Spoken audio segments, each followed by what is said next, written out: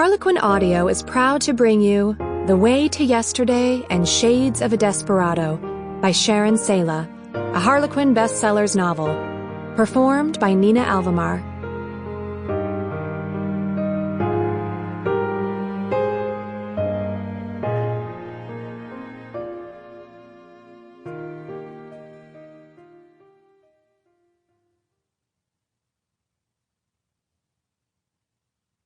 The Way to Yesterday.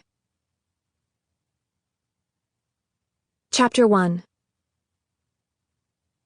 I'm sorry, Ms. O'Rourke, but your friend had to cancel your luncheon appointment. She said to tell you that the school called. Her daughter is ill and she had to go home. She tried to reach you at your office, but you'd already left. May I seat you at a table for one? Mary Faith O'Rourke shook her head. No, thank you. I won't be staying, she said softly, and walked out of the mimosa without looking back. It wasn't as if she'd wanted to come. For the past 6 years, she hadn't wanted to do anything but die, and today was no exception. Exactly 6 years ago today, her husband and child were killed in front of her eyes. Her friends worried about her, and in the back of her mind, she appreciated their kindness and sincerity. But they simply did not understand. Oh, they knew what had happened, but they didn't know the details or the guilt with which Mary lived. Yes, she had been standing at her front yard when her husband had backed out of the driveway with their baby in the car. And yes, she had heard, before she'd seen, the police car come careening around the corner in pursuit of another vehicle. And yes, she had yelled at Daniel, screaming for him to stop. But they didn't know that the reason he'd been leaving the house was because they'd had a fight, or that the last words they'd spoken to each other had been in anger.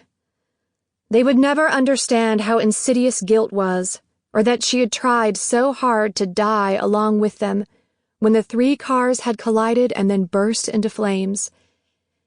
Watching Daniel and their baby daughter die in that fire had destroyed her spirit.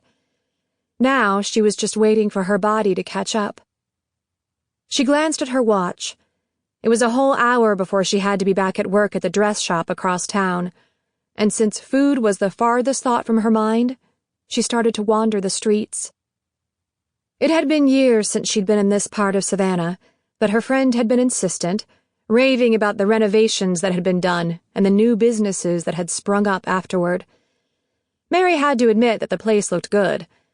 Old cement had been removed from the sidewalks, revealing a herringbone pathway of ancient red bricks.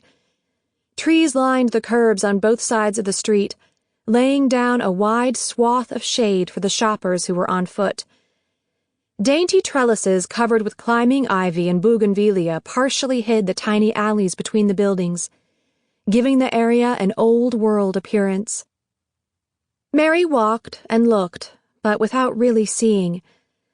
As she stopped at a crosswalk waiting for the light, she overheard the conversation between the 2 women in front of her. 3 children had gone missing from Savannah schools over the past 6 weeks, the latest only the day before yesterday. With no clues as to what had happened to them, Mary could only imagine the parents' fears. She knew the meaning of loss and of mind-numbing fear, and she felt guilt that she had prayed for the children's safe return, without actually believing it would happen. The truth was, Mary had lost her faith in God and humanity. She continued to walk, absently window shopping without interest in buying. It wasn't until later, when she stopped in front of a jewelry store to look at the window display, that she realized she was lost. Curious rather than concerned, she turned around, intent on searching for familiar landmarks, when the store across the street caught her attention. The name over the doorway intrigued her, time after time. But when she realized it was an antique shop, pain hit her with the force of a fist to the gut, leaving her weak and motionless. Before she and Daniel had married, antiquing had been one of their favorite pastimes. She loved old cookbooks and tiny treasures that were often overlooked by the true collectors. But that was back when they had Sample complete.